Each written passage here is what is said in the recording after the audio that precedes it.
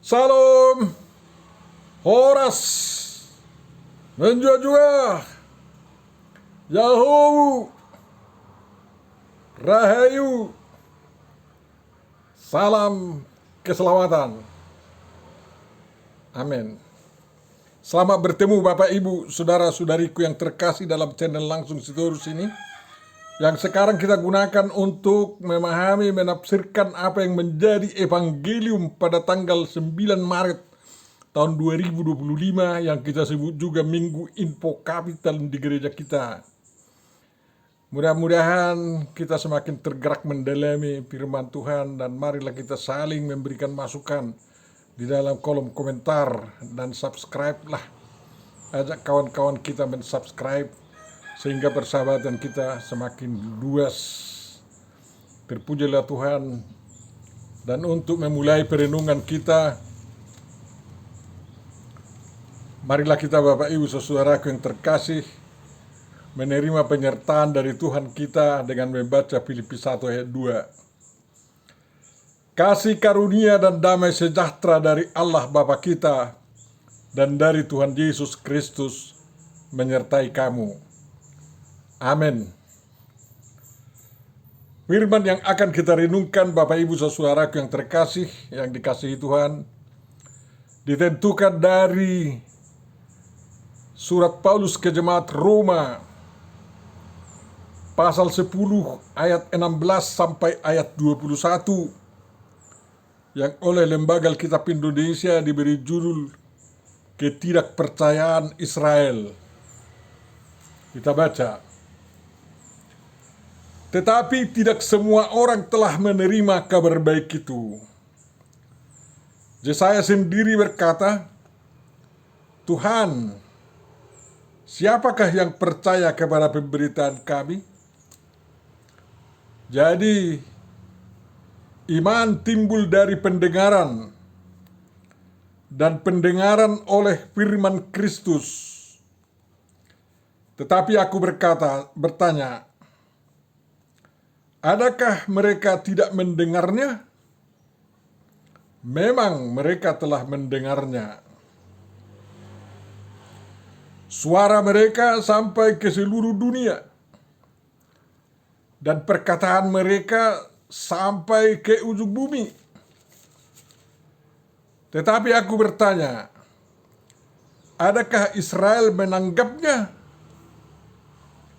Pertama-tama Musa berkata, aku menjadikan kamu cemburu terhadap orang-orang yang bukan umat, dan membangkitkan amarahmu terhadap bangsa yang bebal.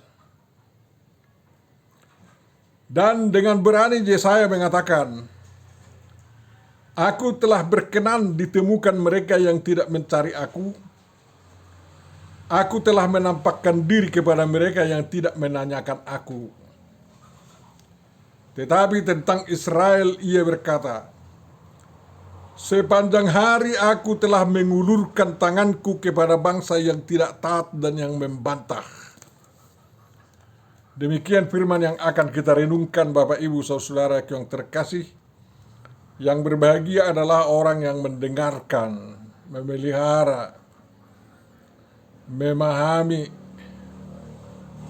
menghayati, dan melakukan firman Tuhan dalam perbuatan-perbuatan yang dia inginkan juga dilakukan orang lain. Amin. Bapa Surgawi, terima kasih kami telah mendengarkan firman-Mu yang dibacakan oleh hamba-Mu. Tolonglah kami, cerahi pikiran kami untuk dapat memahaminya, menghayatinya, dan melakukan kehendak-Mu dalam hidup kami di dunia ini. Amin. Di dalam almanak kita diusulkan tema iman timbul dari pendengaran. Iman timbul dari pendengaran. Bapak Ibu saudaraku yang terkasih, pendengaran sekarang ini sudah punya arti sedikitnya dua. Pendengaran berarti kuping, telinga, alat mendengar. Dan pendengaran juga berarti kemampuan untuk mendengar, kemampuan untuk memahami. Jadi yang didengar itu baik berupa pemberitaan, baik mengenai isu-isu, berita-berita dan lain-lain. Dalam bahasa Yunani, pendengaran itu dikatakan akoe, yang dipakai 186 kali dalam Perjanjian Baru. Artinya, menurut Hasan Sutanto,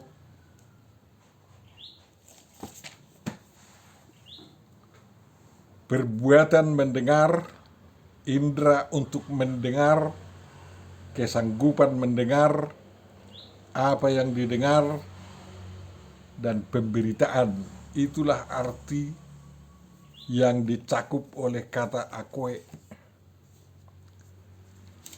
Dan dalam penggunaannya di dalam Perjanjian Baru yang 186 kali itu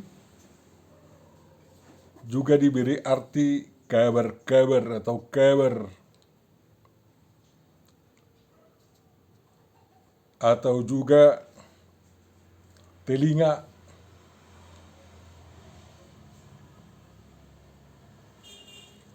Itulah akoe. Dalam perenungan kita, perikop kita artinya adalah bukan hanya telinga ansih atau alat mendengar, melainkan kesanggupan untuk mendengar, kesanggupan untuk memahami. Jadi kalau dikatakan iman ex akoe atau pistis ex akoes, iman keluar atau timbul dalam bahasa lain. Tidak ada kata kerjanya, X-nya semuanya. Jadi iman X atau timbul keluar dari kemampuan mendengar, kemampuan memahami. Itulah iman. Bagaimana terjadinya iman itu. Tetapi bukan asal mendengar kata-kata begitu saja. Juga dilanjutkan kata-kata itu, he de akoe dia rematos Kristu. Dalam salinan lain dikatakan, he akoe dia rematus teu Kristu. Langsung mengatakan Kristus itu Allah, Theos. Jadi artinya apa yang kita pahami itu harus dipahami dalam konteks rema Kristus. Dalam terjemahan semuanya dikatakan firman Kristus. Ya. Per verbum Christi katanya. Jadi bukan logos Kristus. Namun rematos atau rema. Sedangkan arti rema itu juga menurut Hasan Sutanto adalah perkataan, kata, sabda, pemberitaan, ajaran, hal, peristiwa. Banyak artinya rema ini. Yang jelasnya itu merupakan kalimat-kalimat yang disabdakan Kristus. Jadi bukan disabdakan oleh dewa-dewa lain. Jadi kalau kita mau beriman, agar timbul iman kita, mari kita dengar. Mampukan dirimu mendengar. Dan apa itu harus terarah, apa yang didengar, barulah iman yang benar nanti yang timbul. Yakni dengarlah peristiwa-peristiwa tentang Kristus. Dengarlah sabda Kristus.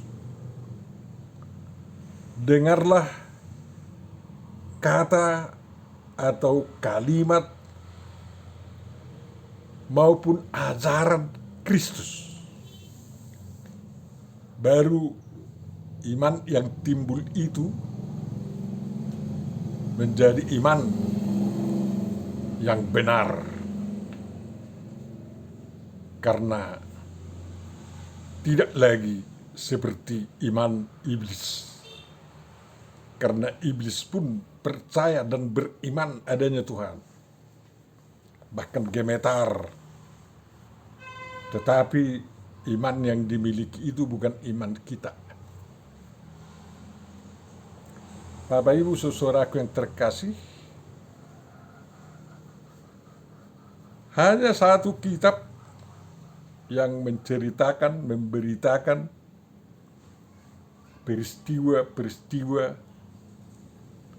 tentang Kristus atau yang dialami oleh Yesus Kristus, dan yang memberitakan ajaran-ajaran Kristus. Jadi harus itu yang menjadi rema bagi kita, bagi iman kita. Bapak Ibu saudaraku yang terkasih, iman itu dalam bahasa Yunani pistis.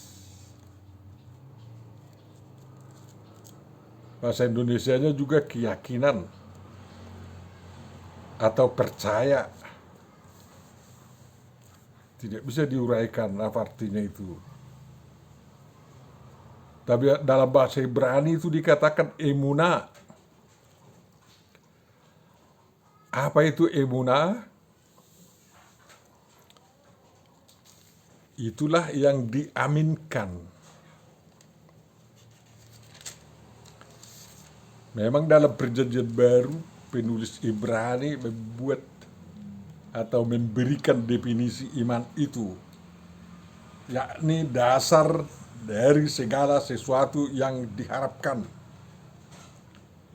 dan bukti dari segala sesuatu yang tidak dilihat.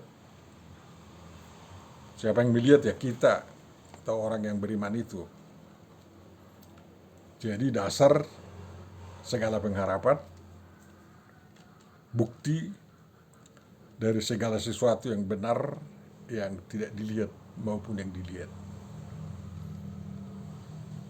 Bagi saya, iman itu adalah hal-hal yang pasti, yang diaminkan. Kalau belum pasti, jangan diaminkan. Terlalu keranjingan saya lihat umat Kristen sekarang, kalau ada pengkhotbah mengatakan dari depan, ada amin katanya, amin, semua menjawab begitu. Padahal belum tahu dia apa yang dikatakan pengkhotbah itu benar atau enggak. apakah itu pasti benar atau enggak? Udah mudah sekali mengaminkan, padahal itu tidak bagian dari iman kita. Hal-hal yang tidak pasti jangan diaminkan. Ya, banyak ajaran manusia sekarang dikutbahkan, banyak omong-omong, tapi pengkhotbah dengan semak ada amin, amin kita jawab. Padahal bukan bagian dari emunah kita. Entah dari mana dimulainya itu harus mengaminkan itu, nggak tahu lah kita. Tapi jemaat gila-gilaan dengan itu. Duamu karena pasti makanya kau aminkan. Kalau ada duamu yang belum pasti jangan aminkan. Tapi kalau kau harapkan itu pasti datang oleh karena Yesus, aminkan, ya aminlah. Jadi dalam doa itu katakan yang pasti-pasti, baru diaminkan. Semua bagian-bagian ibadah kita itu kita aminkan, karena pasti semua. Dalam nama Allah Bapa, Anak dan Roh Kudus, dibuka, amin. Kita mengaku dosa dan ada meterai pengampunan dosa, kita aminkan, amin. Kan kayak gitu. Kita imani itu pengampunan dosa. Ada pengakuan iman, kebenaran, intisari kebenaran Alkitabiah, kita aminkan. Ada pembacaan nats firman, pasti itu benar, kita aminkan. Ada khotbah, tidak semua harus diaminkan. Apa yang benar dari khotbahnya kita aminkan. Tapi ada dua Bapak kami, kita aminkan.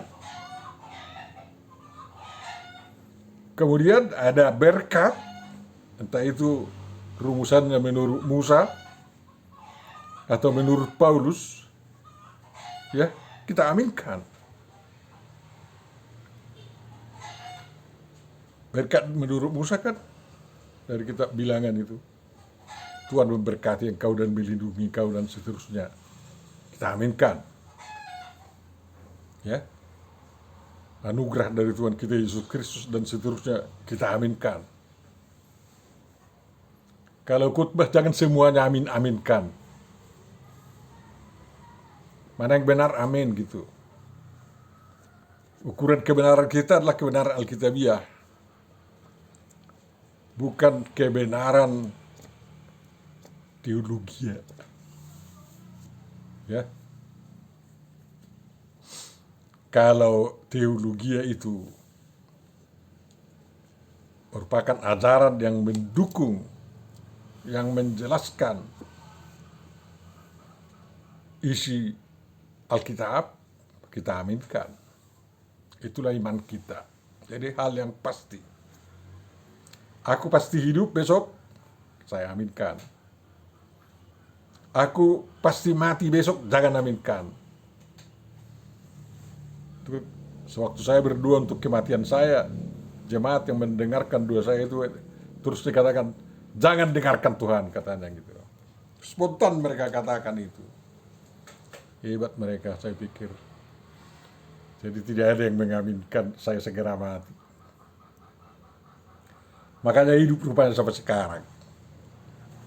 Bapak Ibu saudaraku yang terkasih, jadi Israel itu memang sulit mengaminkan sesuatu yang baru. Harus direksa dulu baru mengaminkan. Seperti Paulus itu. Tidak mau mengaminkan Tuhan Yesus walaupun dia sudah tonton secara sembunyi-sembunyi. Sewaktu Yesus mengajar, membuat mujizat, menyembuhkan orang sakit, mengusir setan. Dia dengar semua peristiwa yang dilakukan Tuhan Yesus walaupun dia tidak bersua langsung dengan Tuhan Yesus. Tidak mau mengaminkan perbuatan Tuhan Yesus sewaktu dia belum ditangkap Tuhan Yesus. Bahkan dia sangat benci melihat gerakan pembaharuan iman yang dilakukan Yesus Kristus. Tapi dari jauh pun dia ya justru berpikir-pikir kayak mana sebenarnya ajaran Yesus ini. Ya, Paulus menjadi rasul di luar 12 rasul Tuhan Yesus kan kayak gitu. Dan banyak orang yang menjelek-jelekan dia sampai sekarang. Dia bukan rasul itu. Bukan rasul itu katanya. Dia itu pendiri agama Kristen. Membelokkan ajaran Tuhan Yesus Kristus katanya. Menjelek-jelekkan lagi. Jangan aminkan itu penjelek-jelekan. Tidak bagian iman kita itu. Karena Tuhan Yesus bisa mengangkat muridnya bukan sewaktu dia hanya sebagai manusia, juga setelah dia berkuasa dari surga. Dan setelah sinar kemuliaan menangkap Paulus, dibutakan matanya baru dibuka kembali. Bukan hanya matanya yang dibuka, tetapi juga mata hatinya dibuka. Teologianya dibuka dan diperbaharui, sehingga dia tidak mengaminkan teologi gurunya lagi, melainkan mengaminkan semua yang mendukung kemesiasan, ketuhanan dari Yesus Kristus. Itu hebatnya Paulus. Dia gunakan semua ilmu perjanjian lamanya untuk membela diri Yesus sebagai anak Allah, sebagai Kristus Mesias, berdasarkan Yesaya 53 itu kan. Luar biasa itu. Makanya Bapak Ibu Saudaraku yang terkasih, kita berbahagia karena Tuhan memanggil dan mengutus Paulus semakin menjelaskan Tuhan Yesus Kristus dan ajaran-ajarannya. Dan ajaran-ajaran Tuhan Yesus yang dia jelaskan itu juga termasuk rema Kristus. Bukan rema Zeus atau rema Bel. Bukan.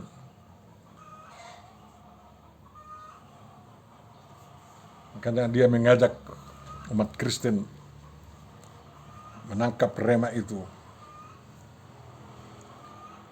Siapa yang percaya kepada pemberitaan kami itu sudah dikeluhkan oleh Yesaya sejak dulu. Karena ketertengkukan daripada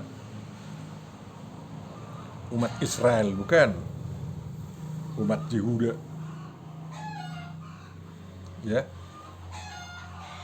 Dan situasi itu digunakan oleh Paulus menerangkan bagaimana situasi orang Kristen dan orang Yahudi di zamannya itu di Roma dan di seluruh negeri yang dikuasai oleh kekaisaran Roma, karena ada Yahudi yang percaya kepada Tuhan Yesus Kristus tapi masih mau memaksakan ritus-ritus keyahudian. Ada yang sama sekali sangat benci terhadap pemberitaan tentang Tuhan Yesus Kristus dan memprovokasi, mengajak pemerintah untuk membasminya.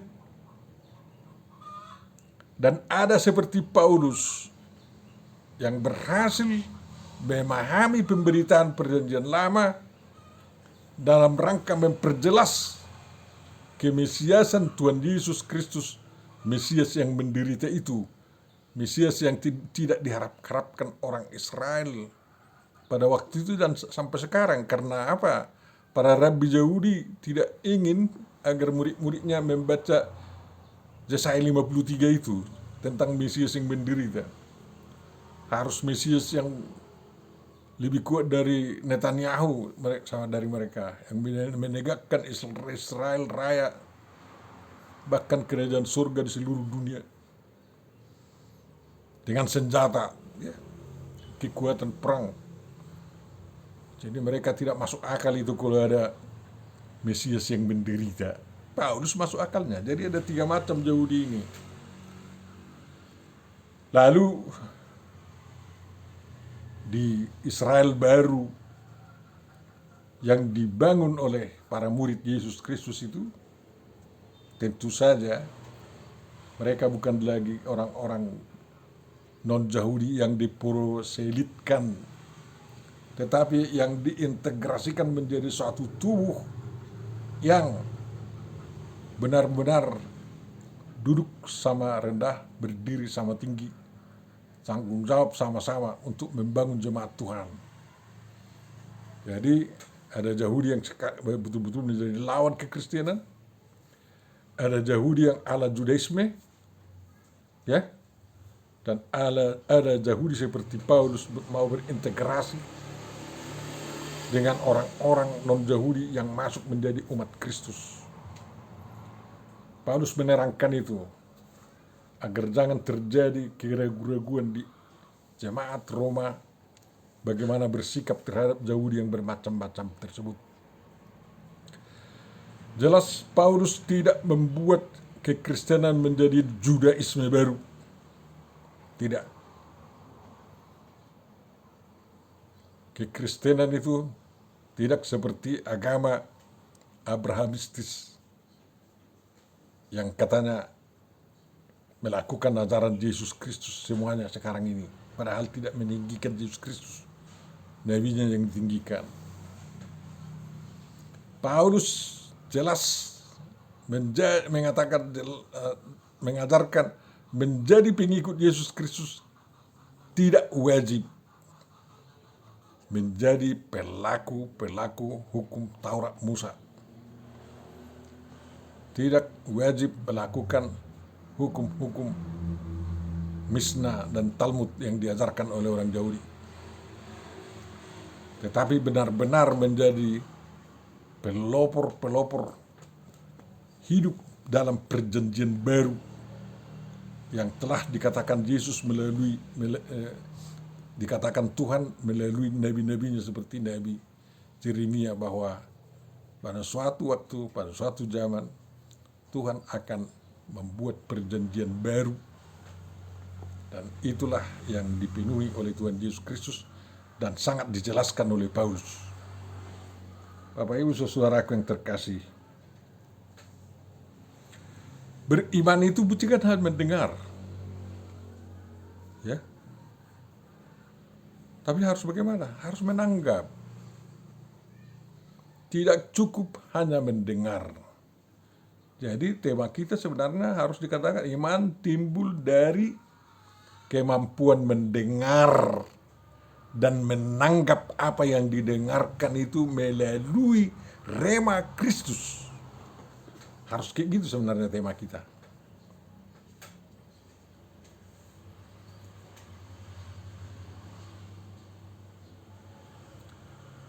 Lihatlah orang Yahudi dulu cemburu terhadap orang-orang kafir, orang-orang etni itu, orang-orang Goy itu, ya, kita katakan non-Yahudi, karena menganggap bahwa kamilah Yahweh katanya, kamilah umat Tuhan, kalian bukan Yahweh katanya. Jadi ada kecemburuan terhadap mereka, kecemburuan orang Yahudi. Tetapi orang Kristen tidak perlu cemburu melihat orang-orang yang dulu Yahweh yang tidak umat Tuhan, melainkan harus merangkul mereka dan benar-benar menunjukkan diri menjadi satu tubuh di dalam Kristus.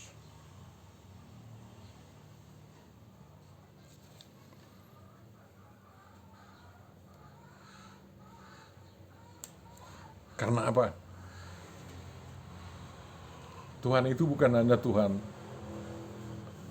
orang Israel sendiri saja. Tuhan itu Tuhan semua umat manusia dan menyediakan keselamatan, pengampunan dosa bagi seluruh bangsa-bangsa, dan semua bangsa-bangsa mendapatnya apabila mereka menyambutnya dengan baik. Dan kalau menolak seperti orang Yahudi, sebagian orang Yahudi itu, mereka itu terhukum juga. Tuhan tidak suka melihat orang itu. Jadi tegas mengatakan Tuhan itu berkenan ditemukan orang yang tidak mencari Dia, karena Tuhan hadir di mana-mana. Tuhan berkuasa di mana-mana. Mungkin bangsa-bangsa lain tidak mengenalnya dengan nama Yahweh Elohim, tetapi dengan nama Allah tertinggi atau Dewa tertinggi di bangsa itu. Lalu Rema Kristus akan menyaring pengenalan bangsa-bangsa lain itu, sehingga mereka mengenal Tuhan yang maha tinggi di kalangan mereka, sebagaimana mereka mengenal Yahweh Elohim, Allah yang maha kuasa, pencipta langit dan bumi. Hanya dengan pemahaman seperti itulah makanya orang Kristen mampu menerjemahkan nama Tuhannya dari Jehovah Elohim menjadi Tuhan Dewata atau menjadi Tuhan Allah dalam bahasa masyarakat yang ditemui oleh Injil itu, ya. Dinias lualangi katanya. Tidak masalah bagi kita itu. Karena Tuhan berkenan ditemukan oleh mereka yang tidak mencari Dia. Lalu seperti di Athena, Paulus menemukan suatu sesajen yang mengatakan kepada dewa yang tidak dikenal. Lalu Apostol Paulus memperkenalkan dewa itu dan banyak yang bertobat.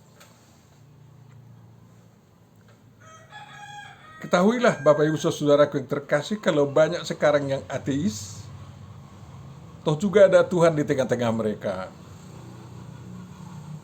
Kalau ada umat yang beragama yang anti Kristen, Tuhan juga ada di tengah-tengah mereka dan terus mengarahkan mereka untuk mengenal Dia secara sebenarnya. Dan pengenalan yang sebenarnya dari Tuhan yang benar adalah seperti terkandung di dalam Rema Kristus, yaitu perjanjian lama dan perjanjian baru. Jangan sangkal itu. Bagaimana dengan orang Israel yang terus anti Kristen itu? Judaisme yang sangat fanatik, dan bangsa Israel yang sekarang masih berlaku firman Tuhan yang dikatakan ayat 21 di situ.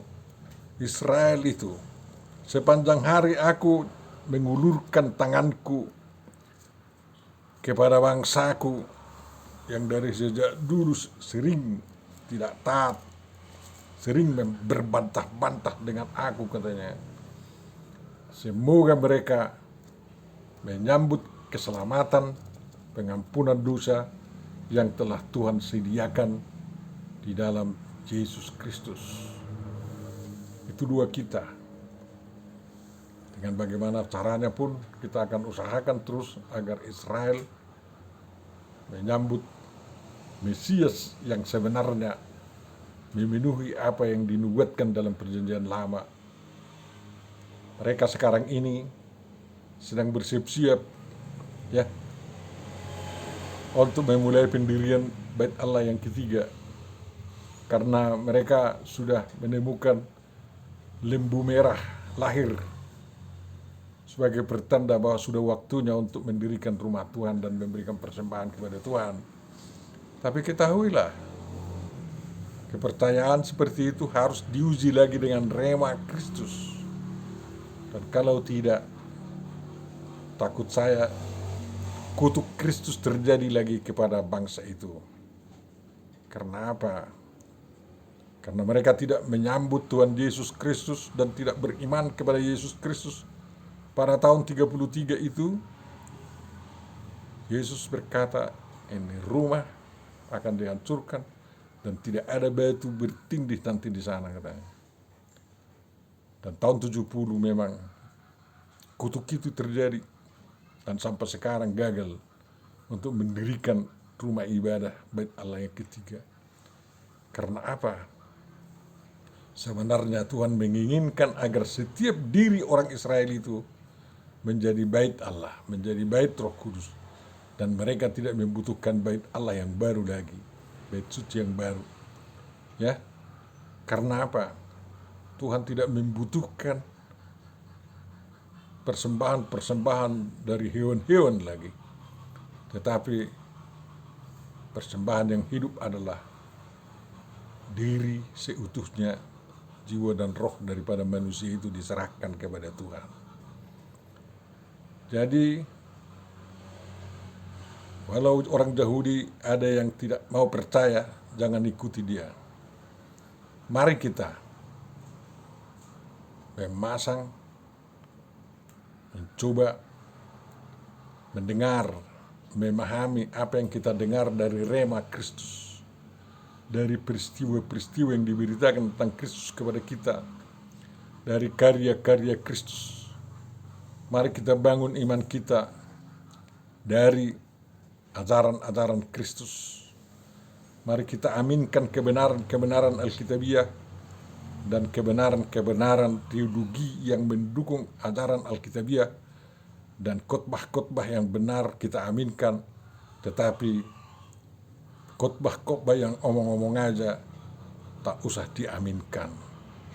Marilah kita beremunah mengaminkan hal-hal yang membangun kemanusiaan, karena disitulah kepastian kita. Bersama Tuhan kita akan hidup. Amin. Terima kasih Bapak atas firman yang telah kami renungkan. Mudah-mudahan kami dengan renungan ini digerakkan untuk setia mengikut Engkau dan mau bekerja untuk kemuliaan-Mu dan untuk kemuliaan manusia yang Kau inginkan. Terima kasih atas pengampunan dosa kami Tuhan. Terima kasih atas perlindungan-Mu kepada bangsa kami yang telah begitu mulus memulai pemerintahan yang baru, dan sekarang sudah mulai 4 bulan. Dan Bapa di sorga, perhatikanlah saudara-saudara kami yang sedang menjalankan ibadah puasa.